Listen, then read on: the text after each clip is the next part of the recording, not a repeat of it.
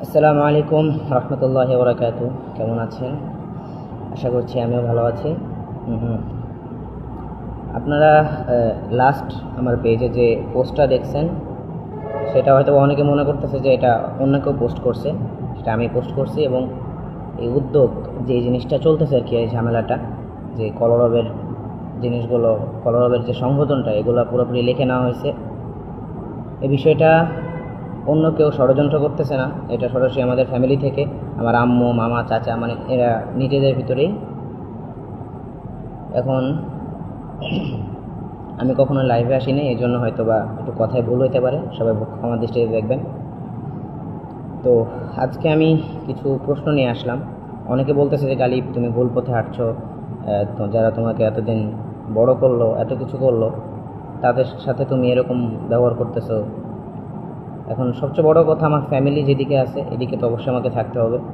আর এরপরও আমি যখন মানে এই যে বিষয়গুলো সব কিছু যখন জানতে পারলাম, আমি নিজে নিজে বিশ্বাস করতে পারতেছি না যে মানে এইরকম কিছু হইতে পারে। আর দেখুন, কলরব শুধুমাত্র একটা সংগঠন না, এটা একটা ব্যবসায়িক প্রতিষ্ঠান। ঢাকা দক্ষিণ সিটি কর্পোরেশন 13 নং ওয়ার্ডের করা ট্রেড লাইসেন্স অনুযায়ী এই কলরবের মালিক রশিদ আহমদ ফেরদৌস চাচু। এখন আমার প্রশ্ন হলো, এই কলরব যদি একটা ব্যবসায়িক প্রতিষ্ঠান হয়, তো এটার মানে মালিক, হ্যাঁ, এটার মালিক কিভাবে আরেকজন হইতে পারে? সেখানে আমার বাবা এই প্রতিষ্ঠানটা প্রতিষ্ঠিত করছে, ঠিক আছে, এরপরে তো উনি কাউকে লিখে দিয়ে যান নাই, বা আমার কোনো এমন কেউ নাই, কোনো অভিভাবক যারা কলরবের দায়িত্ব নিছে। আব্বু মারা যাওয়ার পরে অন্য যারা ছিল আমার ফ্যামিলি থেকে সকলেই ইয়ে করছে যে কলরব যারা চালাইতেছে ওদের হয়তো ভালো অভিজ্ঞতা থাকতে পারে। তো সেই অনুযায়ী ওনারা কিছু মানুষকে দায়িত্ব দিছে যে তোমাদের কলরব তোমরা চালাও। তো এরপরে আস্তে আস্তে এত বছর পরে জানা গেল যে মানে আমি শুনলাম যেইভাবে ট্রেড লাইসেন্স করা হয়েছে, আরও বিভিন্ন কিছু। তো এটা খুবই দুঃখজনক। কারণ আমার প্রশ্ন হচ্ছে, উনি কীভাবে মালিক হইলেন? ঠিক আছে, কলরবের মালিক রশিদ আহমদ ফেরদৌস চাচু, উনি তো নিজে কোনো শিল্পীও না বা কিছু না, উনি কীভাবে মানে কলরবের মালিক হইলেন? এটা হলো আমার সবচেয়ে বড় প্রশ্ন।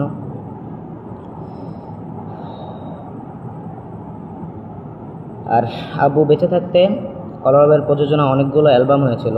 ব্যবসা প্রতিষ্ঠান না হলে প্রযোজনা কিভাবে করে? B2M কোম্পানির সাথে আমার বাবা আইনুদ্দিন আজাদ রহমতুল্লাহ আলাইহি কলরবের এমডি হিসেবে স্বাক্ষর করেছিলেন। তো একটা সংগঠনে কোনো এমডি হয় না, যেহেতু আব্বু এমডি হিসেবে স্বাক্ষর করেছিলেন, এর মানে এটা একটা ব্যবসায়িক প্রতিষ্ঠান, এটা আপনাকে মানতেই হবে। আর কলরবের অনেকের কাছে শুনতেছি যে কোনো সংগঠনের আবার এমডি হয় নাকি, এটা তো ওনাদেরই কথা। তো সংগঠনের কোনো মালিক হয় না, নেতৃত্ব বদলাতে থাকে। কিন্তু আমার বাবা তো এটাকে সংগঠন, শুধু সংগঠন রাখেন নাই, ওখানে সুরকেন্দ্র নামে ছিল, আর অনেক কিছু ছিল।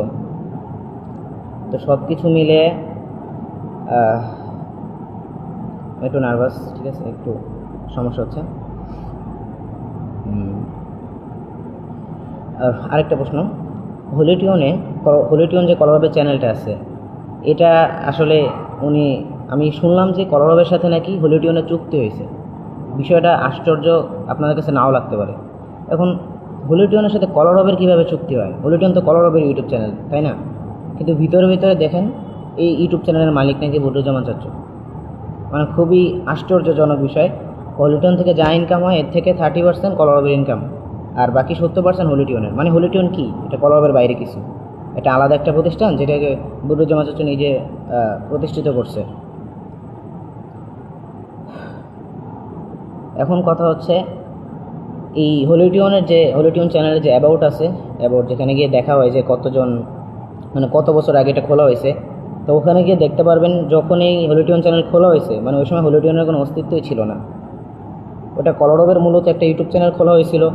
কলরবে যখন যে কোনো অনুষ্ঠানে যাইতো, তখন তো একটা নতুন মার্কেট, মানে কলরবের একটা ভাইরাল হওয়ার একটা সময় ছিল। তখন অনেক মানুষ কলরবকে চিনে।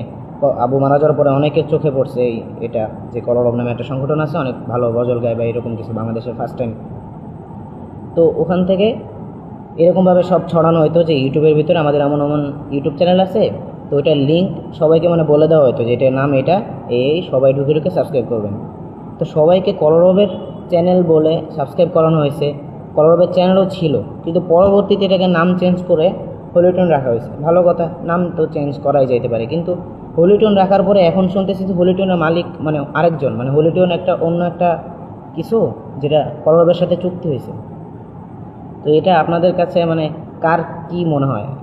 আমি জানি না আমার কথা ভুল হইতেছে কিনা, ক্ষমা দৃষ্টিতে দেখবেন।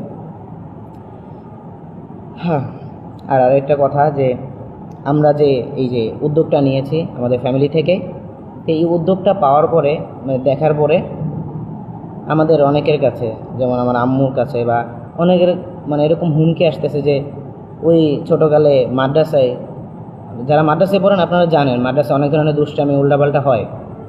আর আমি অনেক ভালো, আপনারা এতটাও ভালো না, ঠিক আছে? যেহেতু আমি